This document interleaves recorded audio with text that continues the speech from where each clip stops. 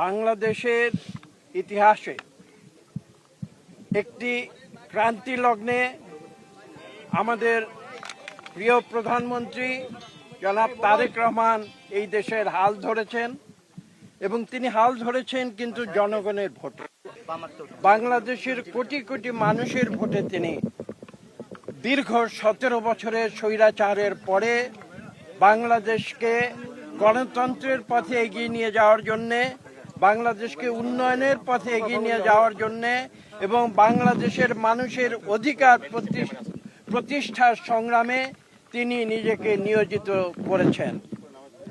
এবং তারই ধারাবাহিকতায় আপনারা যে প্রশ্নটি করেছেন, তিনি যে মন্ত্রিসভা 6 মাস আগে গঠন করেছিলেন, এটা সারা বিশ্বে একটি স্বাভাবিক প্রক্রিয়া। তারই ফলশ্রুতিতে আজকে তিনি মন্ত্রিসভায় সংযোজন করেছেন এবং বাংলাদেশের যে সমস্যাগুলো, যে কথাগুলো সম্বন্ধে তিনি নিজে সম্পূর্ণভাবে ওয়াকিবহাল রয়েছেন, সেই সমস্যাগুলো দূর করে বাংলাদেশকে একটি গতিশীল রাষ্ট্রে পরিণত করা এবং বিশ্বের বুকে বাংলাদেশের সুনাম পুনঃপ্রতিষ্ঠিত করা।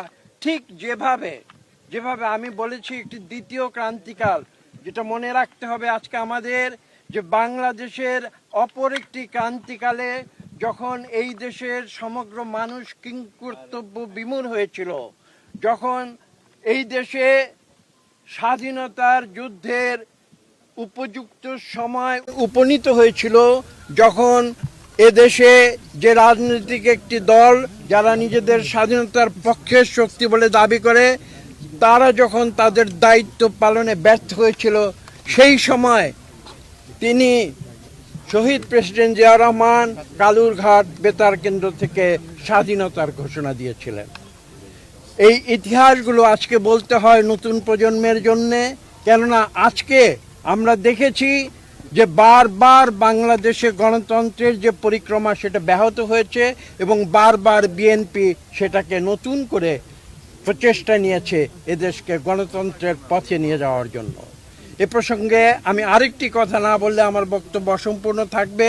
আপনাদের মনে আছে 81-র দশকে 1981 পরে শহীদ প্রেসিডেন্ট জিয়া রহমানের দুঃখজনক বিদায়ের পরে 62 সালে বিএনপির হাল ধরেছিলেন দেশনেত্রী বেগম খালেদা জিয়া এবং 1982 সালে দেশনেত্রী বেগম খালেদা জিয়া নতুন করে দেশের হাল ধরেছিলেন এবং আপনাদের মনে আছে তিনি রাজপথে সংগ্রাম করে আপোষহীন নেত্রী হিসেবে নিজেকে প্রতিষ্ঠা করেছিলেন এবং 1991 সালে এসে জনগণের ভোটে বাংলাদেশের প্রথম নারী প্রধানমন্ত্রী নির্বাচিত হয়েছিলেন। এবং আমি যে কথা বলেছি সেই ধারাবাহিকতায় আজকে আমরা 2026 সালে এসে আবার নতুন করে জনগণের ভোটে আমাদের প্রধানমন্ত্রী জনাব তারেক রহমানের নেতৃত্বে আমরা এই দেশকে নতুন করে ইনশাআল্লাহ গড়ে তুলব।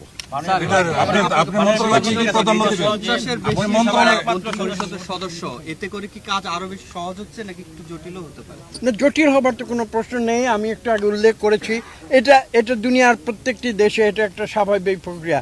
আমরা কাজ করব, আমরা কাজগুলো সঠিকভাবে এগিয়ে নিয়ে যাওয়ার জন্য অ্যাডজাস্টমেন্ট যেটা প্রয়োজন হয় সেটা করবে। এটা তো দুনিয়ার সব ক্ষেত্রেই হয়ে থাকে। কাজে এটা নিয়ে আপনারা অতিরিক্ত কোনো বিশেষ গুরুত্ব আরোপের কোনো প্রয়োজন আমি দেখি না।